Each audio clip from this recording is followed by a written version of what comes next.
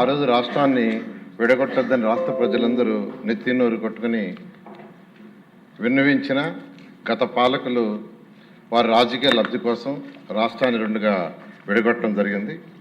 అయితే కంబైన్డ్ స్టేట్లో ఉన్న రాజధాని హైదరాబాదు, తెలంగాణ ఉండటం వల్ల అది తెలంగాణలోకి ఉండిపోయింది. అయితే మన రాష్ట్రానికి రాజధాని అంటూ లేదు. అయితే రీఆర్గనైజేషన్ యాక్ట్ 2014లో 10 సంవత్సరాల వరకు హైదరాబాద్ని రాజధానిగా ఉంచుకోవచ్చని పెట్టడం జరిగింది. అయితే గౌరవనీయ ముఖ్యమంత్రి గారు ప్రజల దగ్గరుండి పరిపాలన చేయాలనే ఉద్దేశంతో వెంటనే రాజధాని కట్టాలనే ఉద్దేశంతో ప్రతిపాదించి నిర్ణయించడం జరిగింది. అయితే రాజధాని ఎక్కడనే దానికి శివరామకృష్ణ కమిటీని కేంద్ర ప్రభుత్వం ఆ రోజు టెక్నికల్ కమిటీని పెడితే వాళ్ళు ఈ రాష్ట్రంలో ఉన్న అన్ని జిల్లాలని పోయి అందరి అభిప్రాయాలు తీసుకొని వాళ్ళు రిపోర్ట్ ఇవ్వడం జరిగింది. ఆ రిపోర్ట్లో ముఖ్యంగా అనేక మార్గాల్లో వాళ్ళు తీసుకున్న రిపోర్ట్లో 5,380 మంది దగ్గర అభిప్రాయం సేకరిస్తే ఈ అభిప్రాయంలో ఎక్కువ మంది అంటే 11,156 మంది విజయవాడ గుంటూరు మధ్య క్యాపిటల్ సిటీ ఉంటే బాగుంటుంది ఇవ్వటం, విజయవాడ దగ్గర 663 మంది, విశాఖపట్నం దగ్గర 507, గుంటూరు దగ్గర 372, కర్నూలు 360, ఒంగోలు 265, రాజమండ్రి 139, తిరుపతి 113, దొనకొండ 116 మంది, మిగిలిన డిఫరెంట్ ప్లేసుల్లో 1037 మంది అభిప్రాయం వెలువిచ్చారు. అధ్యక్ష, ఎక్కువ మంది వెలుగుచ్చింది విజయవాడ గుంటూరు మధ్య క్యాపిటల్ సిటీ ఉండాలని నిర్ణయించడం. అయితే శివరామకృష్ణ కమిటీ రాష్ట్ర ప్రభుత్వాన్ని నిర్ణయించుకుని ఫైనల్గా దాంట్లో చెప్పడం, గౌరవనీయ ముఖ్యమంత్రి గారు అన్నీ ఆలోచించి రోడ్డు మార్గము, రైలు మార్గము, విమాన మార్గాలు, అదేవిధంగా ఓడరేవులు దగ్గరగా ఉండేటట్టుగా,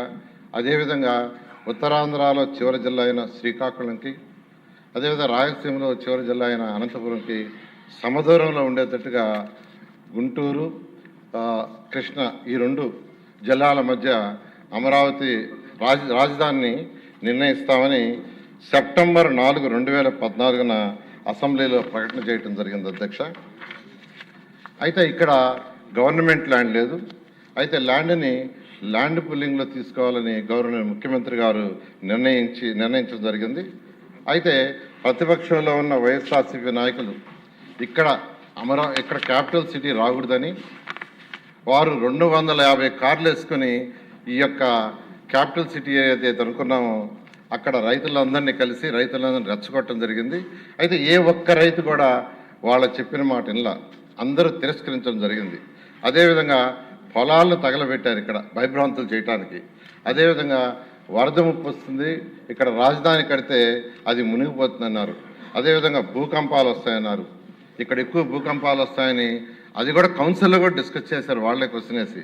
అదేవిధంగా ఈ యొక్క ల్యాండ్ నిర్మాణానికి పనికిరాదని చెప్పటం, ఇలా అనేక దుష్ప్రచారాలు చేయటం జరిగింది. అధ్యక్ష, అయితే ముఖ్యమంత్రి గారి పిలుపుతో 2015 జనవరి 1 ల్యాండ్ పుల్లింగ్ నోటిఫికేషన్ ఇస్తే కేవలం 58 రోజుల్లో ఒక్కటంటే ఒక్క లిటిగేషన్ లేకుండా ఫిబ్రవరి 28వ తేదీకి 34,400 ఎకరాలను 29,966 మంది రైతు సోదరులు ఒక్కటంటే ఒక్క లిటిగేషన్ లేకుండా ఇవ్వటం జరిగింది. అధ్యక్ష, ఇది కేవలం ముఖ్యమంత్రి గారి మీద ఉన్న నమ్మకంతో ఇచ్చారు.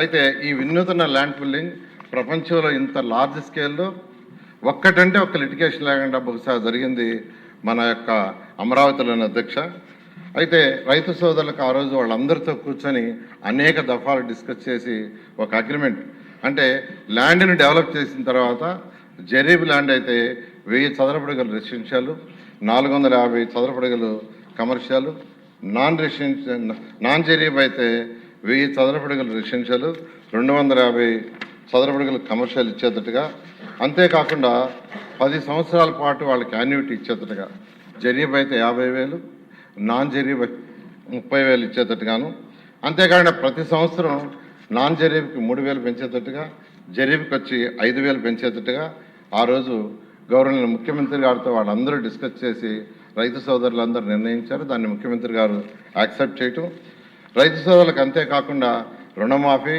రైతు కూలీలు ఎవరైతే ఉండారో, అంటే ఈ భూములు ల్యాండ్ పూలింగ్ తీసుకోవటం వల్ల రైతు కూలీలకి ఉపాధి పోతుందనే ఉద్దేశంతో రైతు కూలీలకు పెన్షను, అదే కాకుండా స్కిల్ డెవలప్మెంట్ చేసి వాళ్ళకు ఉద్యోగాలు వచ్చే విధంగా చేయటం, ఉచిత విద్య, ఉచిత వైద్యం, అన్నా క్యాంటీన్ వంటి సదుపాయాలు కల్పించడానికి అంగీకరించి అవన్నీ చేయటం జరిగింది అధ్యక్ష. అయితే ల్యాండ్ పూలింగ్ అయిన తర్వాత, అంటే వైసీపీ నాయకులు ఎన్ని ఇబ్బందులు పెట్టినా, ఎన్ని దుష్ప్రచారం చేసినా, ల్యాండ్ చేతికి వచ్చిన తర్వాత ప్రపంచంలో ఉన్న టాప్ 5 సిటీస్లో ఒక సిటీగా అమరావతిని కట్టాలని గౌరవనీయ ముఖ్యమంత్రి గారు సింగపూర్ ప్రభుత్వం ఈ యొక్క లేఅవుట్స్ డిజైన్ చేయడంలో చాలా ఎక్స్పర్ట్స్. వారిని గౌరవనీయ ముఖ్యమంత్రి గారు సంప్రదించడం, వారు వెంటనే ఒక ఎంఓయూ మనతో కుదుర్చుకొని వాళ్ళు ప్లాన్ చేసి ఇవ్వడానికి నిర్ణయించారు. వాళ్ళు 3 రకాల ప్లాన్లు ఇచ్చారు అధ్యక్ష. ఒకటి capital region concept master plan, reason మొత్తానికి కాన్సెప్టు. అదేవిధంగా క్యాపిటల్ సిటీ మాస్టర్ ప్లాన్, సిటీకి 217 చదరపు కిలోమీటర్లకి మాస్టర్ ప్లాను. అదేవిధంగా సీడ్ క్యాపిటల్ మాస్టర్ ప్లాన్, ఈ 3 ప్లాన్లు ఇచ్చారు అధ్యక్ష. ఈ ప్లాన్లలో కూడా గవర్నర్ ముఖ్యమంత్రి గారి యొక్క సలహా మేరకు 9 నగరాలని, ఒకటి government complex, justice city, finance city, knowledge city, electronic city, health city, sports city, అదేవిధంగా మీడియా సిటీ, టూరిజం సిటీని అన్ని 9 నగరాలకు యాక్చువల్గా దాన్ని డిజైన్ చేయడం జరిగింది అధ్యక్ష. అదేవిధంగా 30% ఏరియాని గ్రీన్ అండ్ బ్లూగా, ఈ 217 చదరపు కిలోమీటర్లో 30% ఏరియాని గ్రీన్ అండ్ బ్లూగా పెట్టారు. ఆ విధంగా యాక్చువల్గా ఈ యొక్క ప్లాన్ని వాళ్ళు ఇవ్వటం జరిగింది అధ్యక్ష. అయితే ఇందులో 27 టౌన్షిప్లు కూడా పెట్టారు.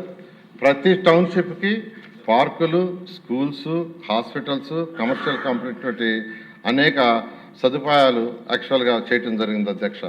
అదేవిధంగా ఐకానిక్ బిల్డింగ్స్ కట్టాలనే ఉద్దేశంతో ప్రపంచంలో టాప్ 10లో ఒకరైన నార్మన్ ఫాస్ట్ అనే ఆర్కిటెక్చర్స్ని యాక్చువల్గా సెలెక్ట్ చేయటం జరిగింది అధ్యక్ష. ఇవన్నీ అయిన తర్వాత అమరావతి నిర్మాణం కోసంగా 41,170 కోట్లతో 2014-19లో టెండర్లు పిలవటం జరిగింది అధ్యక్ష. ఇందులో 350 కిలోమీటర్ల ట్రంక్ రోడ్స్, 1500 కిలోమీటర్ల లేఅవుట్స్ రోడ్స్. అయితే ఈ యొక్క ఏదైతే ఇక్కడ మనం లేఅవుట్స్ రోడ్స్ చేస్తున్నామో అవి ఇంటర్నేషనల్ స్టాండర్డ్లో ఉండాలని గవర్నర్ ముఖ్యమంత్రి గారు చెప్పటం, దాంతో యూజీడీ టోటల్ సిటీకి 217 చదరపు కిలోమీటర్లకి UGD, water lines, electrical ducts, భూమి లోపల ఎలక్ట్రికల్ లైన్స్ ఉండాలి, ఓపెన్గా ఉండకూడదని గవర్నర్ ముఖ్యమంత్రి గారు ఇచ్చిన డైరెక్షన్తో చేయడం జరిగింది అధ్యక్ష. అదేవిధంగా ఐసీటీ లైన్స్ కూడా భూమి లోపల వేయటం జరిగింది. ఫుట్పాత్లు, సైకిల్ పాత్లు, అదేవిధంగా బీఆర్టీఎస్ రోడ్లు, ఇవన్నీ యాక్చువల్గా ఇవన్నీ డిజైన్ చేయడం జరిగింది అధ్యక్ష. అదేవిధంగా అడ్మినిస్ట్రేటివ్ కోసంగా 5 ఐకానిక్ బిల్డింగ్స్ని 40 అంతస్తులు, 45 అంతస్తులు రాష్ట్రంలో ప్రజలకి పరిపాలన సులువు చేయాలి. ఎవరైనా పనుండి ఒక మంత్రి దగ్గరికి వస్తే మళ్ళీ ఒక దగ్గర మంత్రి గారు ఉంటే వారిని కలవటం, సెక్రటరీ ఇంకో దగ్గర ఉంటే కలవటం, హెచ్ఓడి ఇంకో దగ్గర ఉంటే కలవటం, ఇదంతా ఇబ్బంది అవుతుంది. అందరూ ఒకే దగ్గర ఉండాలా, ఒకే బిల్డింగ్లో ఉండాలా, ఒకే ప్లేస్లో ఉంటే ఏదైనా పని కోసం వచ్చినప్పుడు వాళ్ళు వెంటనే వాళ్ళని కలిసి పని చేసుకోవటానికి సులువుగా ఉంటుంది, పరిపాలన సులువుగా చేయగలమనే ఉద్దేశంతో ఈ ఐకానిక్ టవర్స్ని యాక్చువల్గా గవర్నర్ ముఖ్యమంత్రి గారు ఆదేశంతో యాక్చువల్గా వాటిని డిజైన్ చేయడం జరిగింది అధ్యక్ష.